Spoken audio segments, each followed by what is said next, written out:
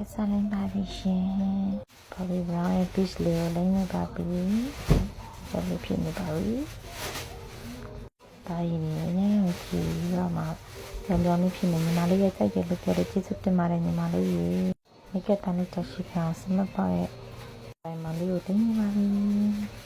ဒီကမှာတော့ foundation လေးစပြီးတော့မှဖြစ်ပါတယ်နော်ဒါလေးကိုစိတ်ဝင်အောင်လို့စမပါလို့တခြားလေးလိမ့်ပြရပါတယ်နော်ချင်းလိမ့်မနဲ့တော့ခဏတော့ထားပေးရပါတယ်နော်foundation လိမ့်ပြီးတဲ့အချိန်မှာတော့ပါနေလေးကိုညီမလေးကြိုက်တဲ့ရောင်လေးကိုပဲချက်ပေးလိုက်ပါတယ်ညီမလေးရဲ့စိတ်တိုင်းနဲ့အားလုံးစင်မြောင်လို့ကောင်းကောင်းလေးပြင်ဆင်ပေးထားပါတယ်ရှင်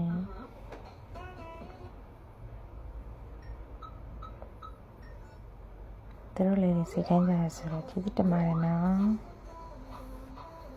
စင်ကြီးတိချာလေးလိမ့်ပြီးတော့ပါတယ်နော်တိချာလေး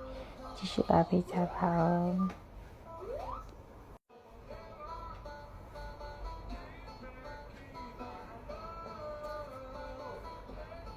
အဲ့ရောင်လေးကလည်းသူ့ကြိုက်ပြီးယူပြီးထားတာပါနော်ပြီးတဲ့ချိန်မှာတော့ရတဲ့ဟာလေးရတော့ဒါလေးပါပဲရှင်